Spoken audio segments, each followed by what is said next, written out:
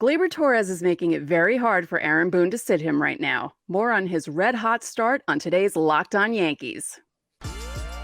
You are Locked On Yankees, your daily New York Yankees podcast. Part of the Locked On Podcast Network, your team every day. Welcome to Locked On Yankees, which is part of the Locked On Podcast Network, your team every day. I'm your host, Stacey Gotsoulias. I'd like to thank you for making us your first listen every day. Today's episode is brought to you by Game Time. Download the Game Time app, create an account, and use code LOCKEDONMLB for $20 off your first purchase. Last-minute tickets, lowest price, guaranteed. With me once again today, my producer, Steve Granato. Steve, tell everyone what we'll be talking about today, and welcome back. Brief day off.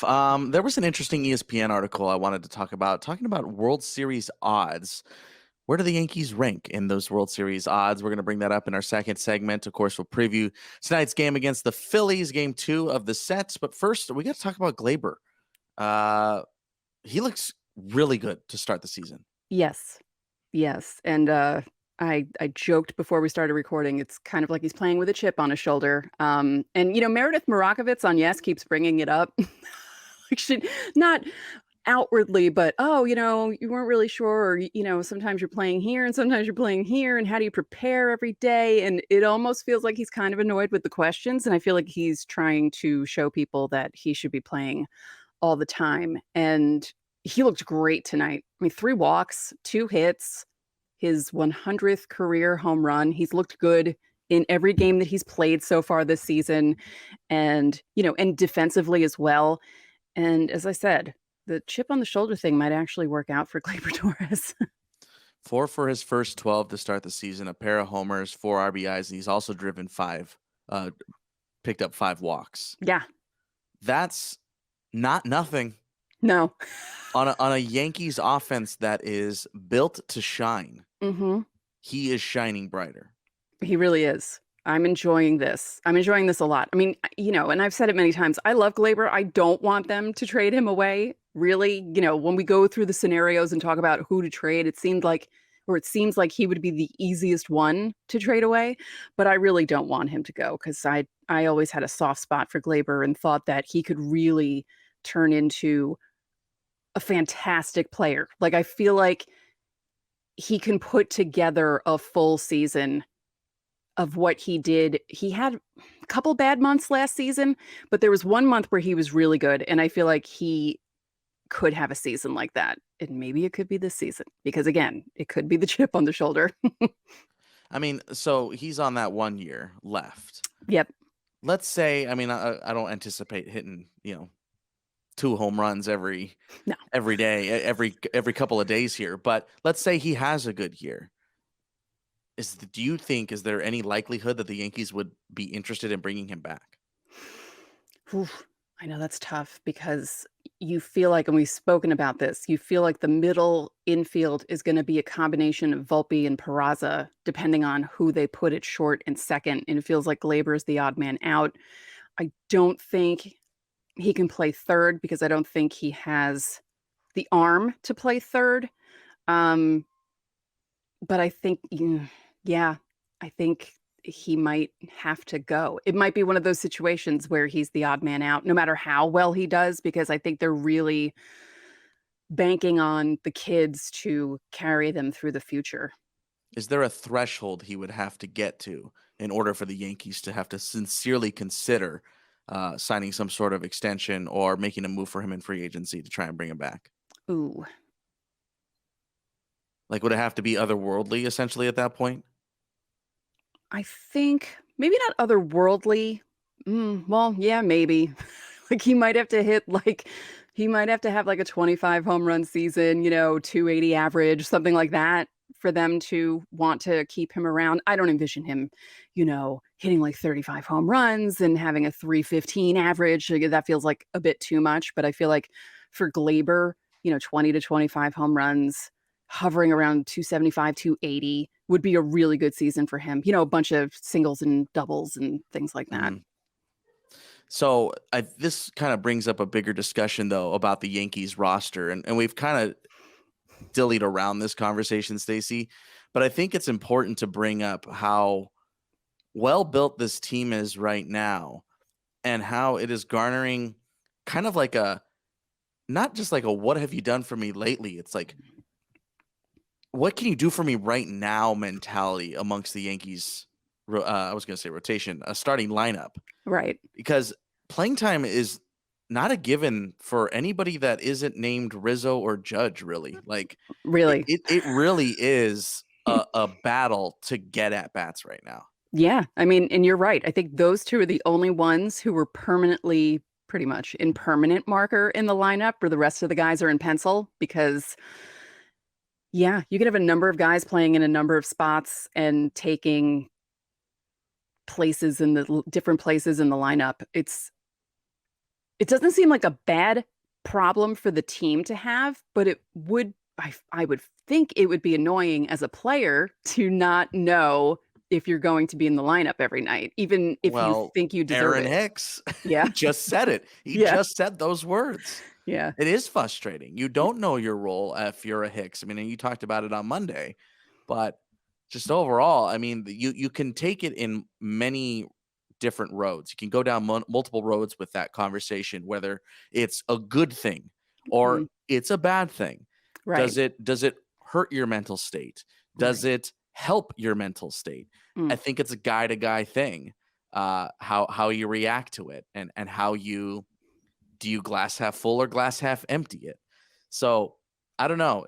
I don't know if it's good or bad. Maybe it just is. it just is a thing. Yeah. And I feel like it does depend on the guy because you have some guys who are thinking to themselves, okay, we have a number of guys who can do the same thing that I can do, and I understand that I have to maybe sit out a couple games, but then you have other guys who don't want to, and that's great because you want someone to want to fight for playing time and you want someone to want to play. And I like that Hicks wants to play.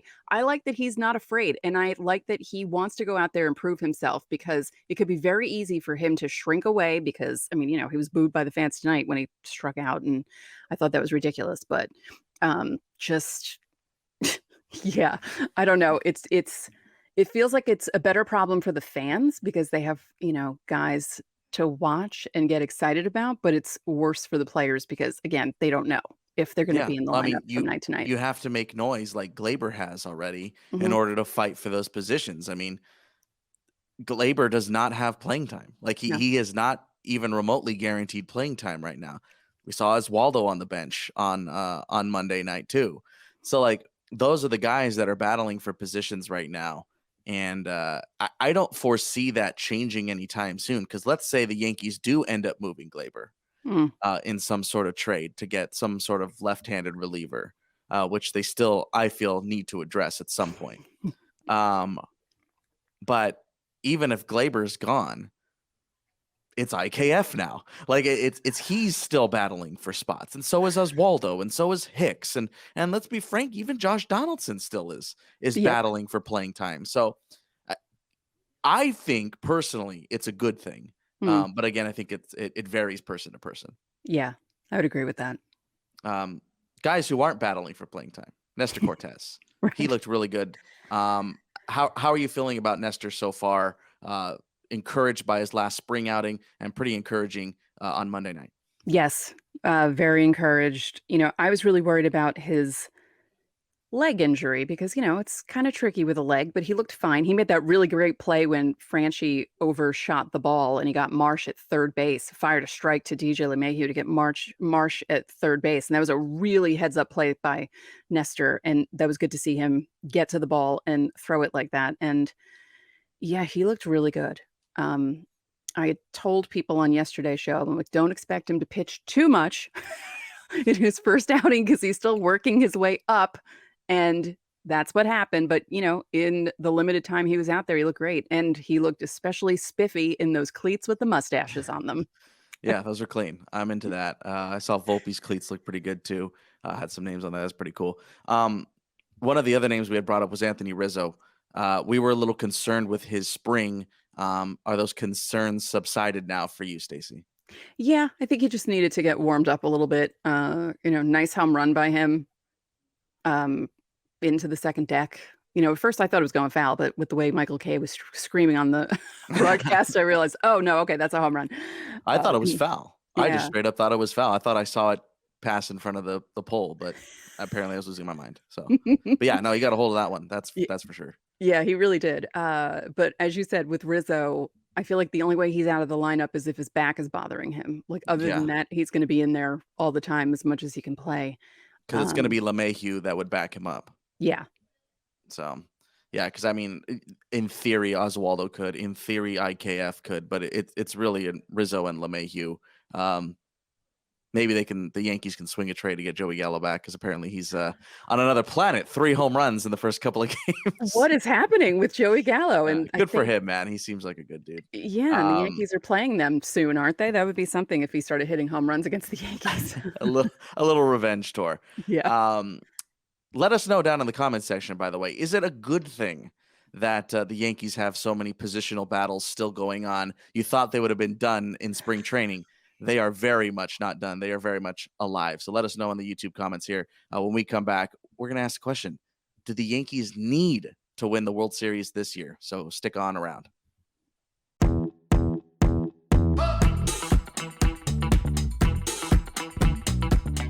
Buying tickets to your favorite events shouldn't be stressful. Game Time is the fast and easy way to buy tickets for all of the sports, music, comedy, and theater near you. With killer deals on last-minute tickets and their best price guarantee, you can stop stressing over the tickets and start getting hyped for the fun you'll have. It's the fastest-growing ticket app in the country for a reason. You get images of your seat before you buy, so you know exactly what to expect when you arrive. Buy tickets in a matter of seconds, 2 taps, and you're set. Tickets are sent directly to your phone, so you never have to dig through your email. Snag the tickets without the stress with Game Time. Download the Game Time app, create an account, and use code LOCKEDONMLB for $20 off your first purchase. Terms apply. Again, create an account and redeem code LOCKEDONMLB for $20 off. Download Game Time today. Last-minute tickets, lowest price, guaranteed.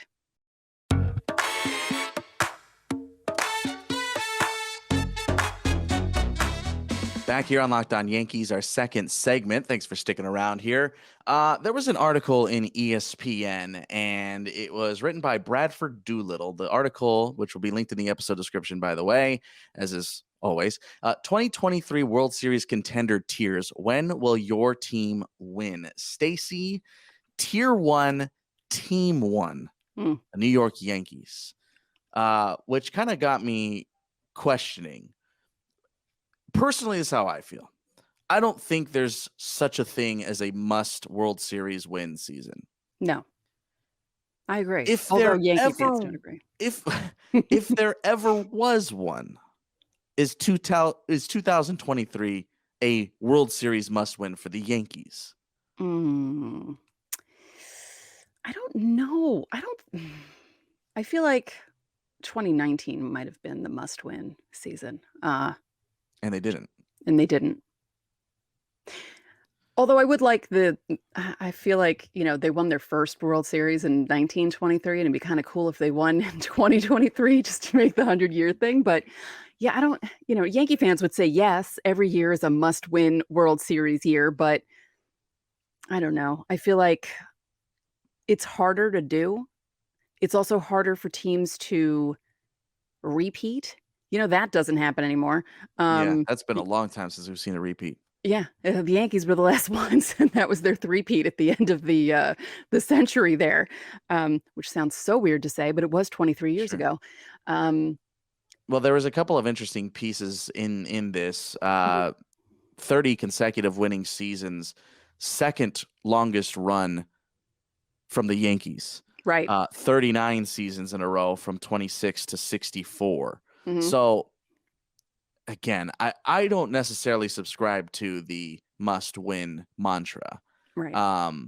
I think there are way too many factors in all of sports, but mostly baseball. There are just too many factors to say that, it's World Series or bust. I think the trajectory of a team can greatly be impacted by a World Series win versus a non-World Series win. In both respects, I think the Phillies not winning the World Series last season probably set their franchise up better than if they had won it. If they had won it, Would the Phillies gone out and try to get Trey Turner? I don't know. Oh, yeah. Um, so there are factors. I think a World Series win, I wouldn't say hampers, but may allow you to get a little comfortable, Or, yeah, like, almost and not go complacent out in and a make way. some sort of move. Right. But I don't know. This is just conjecture. The only other team that was in that tier one was Atlanta, who are the Dansby Swanson-less Atlanta Braves, Yeah. who are trying to figure out who's really going to be their starting shortstop still. So the Yankees aren't the only ones battling position wise right now. But I don't know. Your thoughts overall. They have the Yankees in the playoffs, 88% chance, a championship berth, 12.4% chance. Do those numbers mean anything to you? Not really. Not this early in the season. I mean, Well, sure. It's uh, fun. It's you know, conjecture. sure. I mean, I like that they have them as 88% making the playoffs. I mean, I feel like a team that's barely 500 can make the playoffs at this point if there are a lot of other teams that don't do well in the Hmm. league because so many teams can get into the playoffs. But I feel like, like they said in this 30 straight seasons, Yankees winning, even in their worst seasons in the 2000s, 2013, 14, and 16, they still were over 500. They still were Yeah. close to playoff spots. Like they only were knocked out in September. They weren't completely out. The Yankees will never make it to a point where they're like the Nationals were last year, where they won lost like 106 games. Like that's not going to Yeah. happen ever. That can't Um, happen. That no, can't happen. because The city will burn to the ground. they will never do a full rebuild. Like, when people talk about a Yankee rebuild, it's what happened in 2013 and 14. It's not a The true. retool. Yes, right. So that would never happen. But would I like for them to win in 2023? Yes, I would like for them to win every year, but is it a must win? I mean, I don't think Yeah. so. Well, let us know also down below. This is the chance for you to answer back to us and be a part of the conversation, as you always can be here on Locked On Yankees, by the way. Let us know in the YouTube comments, or of course you can tweet us at Locked On Yankees. Is 2023 a must World Series win? We're going to take our last break. When we come back, we're going to get you set up for this Game 2 against Philadelphia.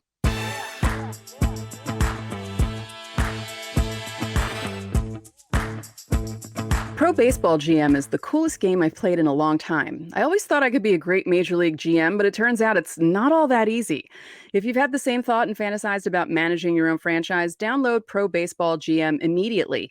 You get to manage every strategic aspect of a franchise. You play through seasons, you lead your franchise and fans to glory as you build a historic dynasty. You're responsible for hiring coaches, managing finances, scouting and drafting players, managing through difficult personalities, injuries, and navigating your franchise through free agency and all the ups and downs of a season. Ultimate Baseball GM is completely free and playable offline. Play on the go, as you want, and when you want. Locked On Yankees listeners get a 100% free boost to their franchise when using the promo code LOCKEDON in the game store. So make sure to check it out. To download the game, just visit probaseballgm.com, scan the code, or look it up in the app stores. That's probaseballgm.com. Ultimate Baseball GM. Start your dynasty today.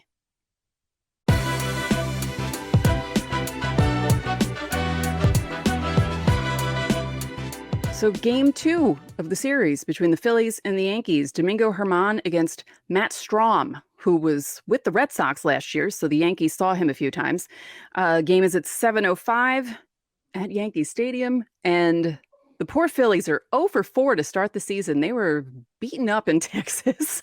Yeah, tough start for the defending National League champs.